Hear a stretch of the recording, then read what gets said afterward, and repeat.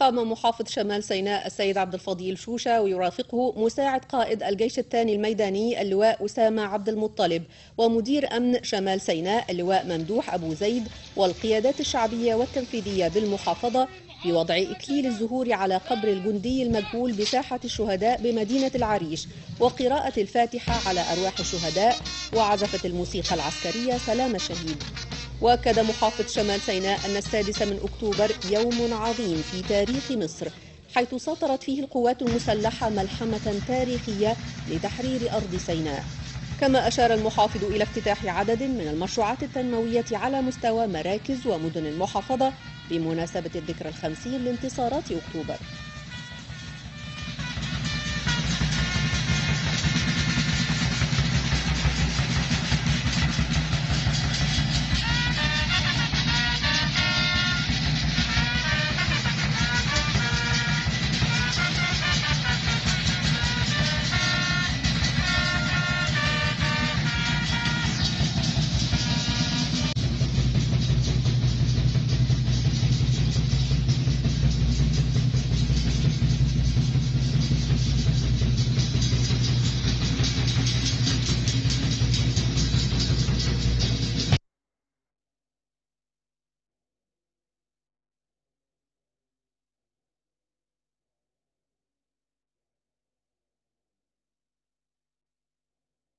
خلوني أوجه تحية شكر وتقدير إلى القوات المسلحة على ما بذلته من جهد خلال الفترة الماضية، وأيضا أوجه تحية شكر وتقدير إلى أجهزة الشرطة المدنية على الأعمال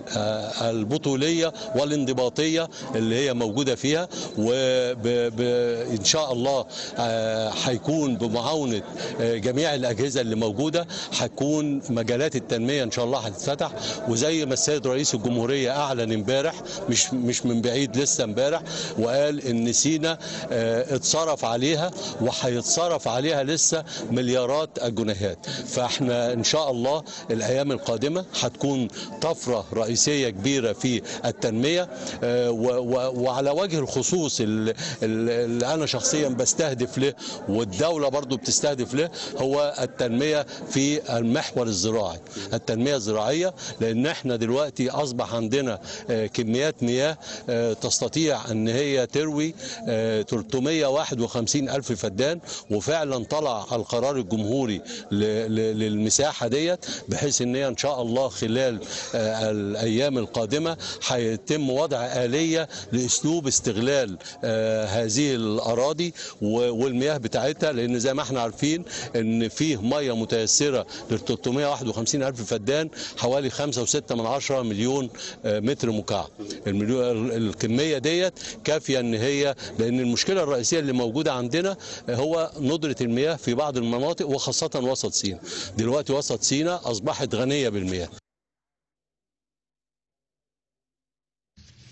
انطلقت فعاليات المؤتمر الأول لحزب حماة الوطن تحت عنوان كمل مسيرتك لتأييد ودعم ترشح الرئيس عبد الفتاح السيسي لفترة رئاسية جديدة بمشاركة عدد كبير من القيادة السياسية والكوادر الحزبية. وخلال المؤتمر أعلن أمين عام حزب حماة الوطن اللواء طارق نصير